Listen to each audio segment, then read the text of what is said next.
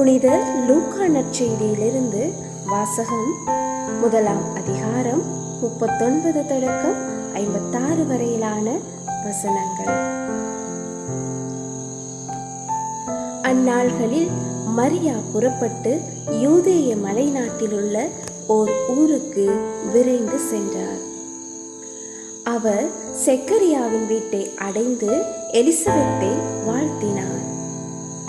மரியாவின் வாழ்த்தை எலிசபெத்து கேட்ட பொழுது அவர் வயிற்றிலிருந்த குழந்தை மகிழ்ச்சியால் துள்ளிற்று.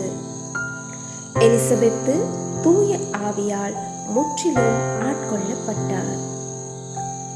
அப்போது அவர் உரத்த குரலில், பெண்களுக்குள் நீர் ஆசி பெற்றவர், உம் வயிற்றில் வளரும் குழந்தையும் ஆசி பெற்றதே. என் ஆண்டவரின் தாய் என்னிடம் வர நான் யார்? உம் வாழ்த்துரை என் காதில் விழுந்ததும் என் வயிற்றினுள்ளே குழந்தை பேறு வகையால் துள்ளிற்று.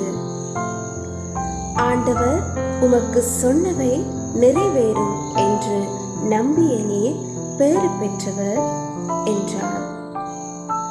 அதை கேட்ட மரியா பின்வருமாறு கூறினார்: ஆண்டவரே, எனது உள்ளம் போற்றி பெருமைப்படுத்துகின்றது.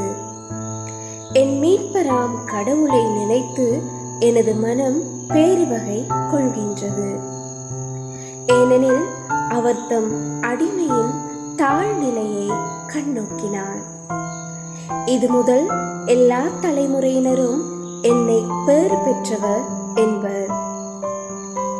ஏனெனில் வல்லவராம் கடவுள் எனக்கு அரும்பெரும் செயல்கள் செய்துள்ளார். தூயவர் என்பதே அவரது பெயர்.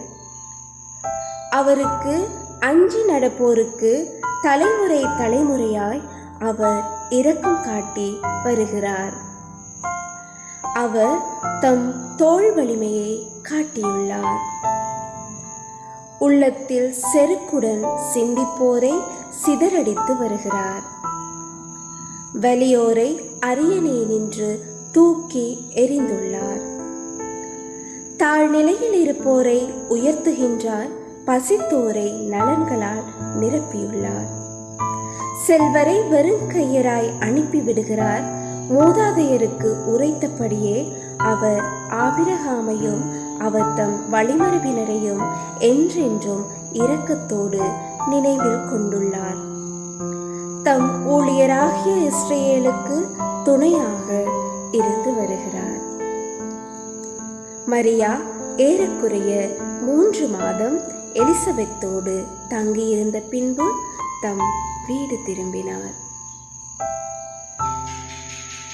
இது ஆண்டவர் வழங்கும் அருள்வாக்கு. கிறிஸ்துவே உமக்கு புகழ்.